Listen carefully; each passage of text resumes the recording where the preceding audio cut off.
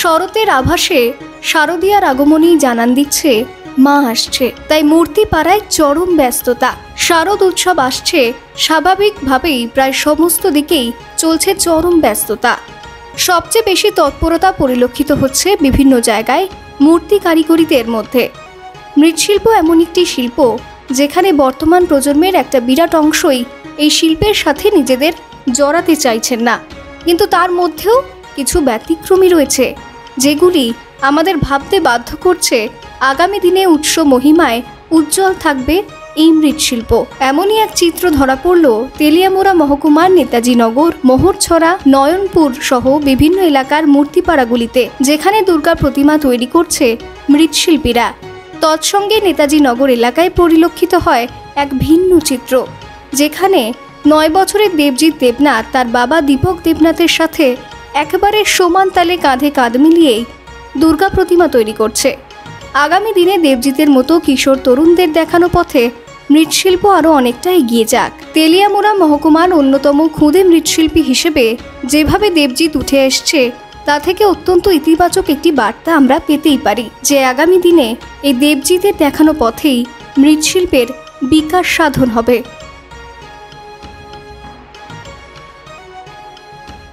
দীপক দেবনাথ, আমাকে সবাই নতুন আগে পরিচিত।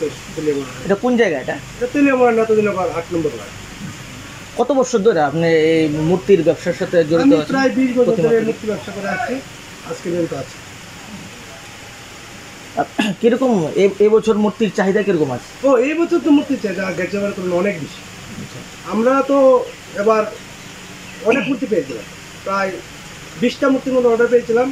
আমরা 10টা মূর্তি রেখেছি, এর মধ্যে একটা 11 রূপ দুর্গা আছে। হ্যাঁ, এই মানে কি মনে করছেন, মানে প্রত্যেক বছর এবার মানে মূর্তির চাহিদা অনুযায়ী বা বাজারের যে দ্রব্যমূল্য বৃদ্ধির সাথে তাল মিলিয়ে আপনাদের কীরকম এবার লাভের মুখ দেখতে পারবেন কি? এবার অন্যান্য বছরের তুলনায় পূজা বেশি হয়েছে এবং দ্রব্যমূল্য ঠিক আছে। আমরা আমাদের পক্ষ থেকে বন্যা যারা প্রবলিত হয়েছেন যে গ্রামগুলি, ওদেরকে 1100 টাকা করে আমরা সাবসিডি দিয়েছি।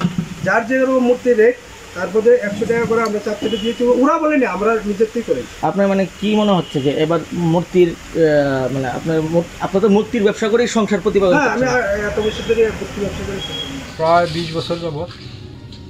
আপনার নাম? উষারঞ্জন মজুমদার। কোন জায়গায় বাড়ি আপনার? সামপ্লাই, তেলিয়ামুড়ার পাশেই।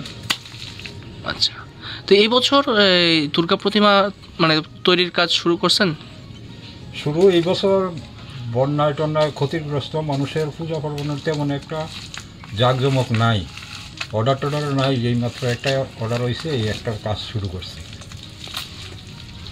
কীরকম মানে দরদাম জিনিসপত্রের, মানে প্রতিমা তৈরির যে আনুষঙ্গিক জিনিস আছে?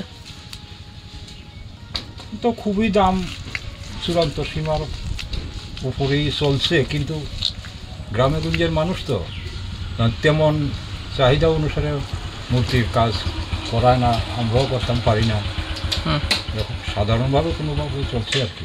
তো আপনি কি মানে এই মৃৎশিল্পীর কাজের সঙ্গেই যুক্ত, মানে এটা দিয়েই আপনার পরিবার চলে? এটা দিয়ে পরিবার চলে।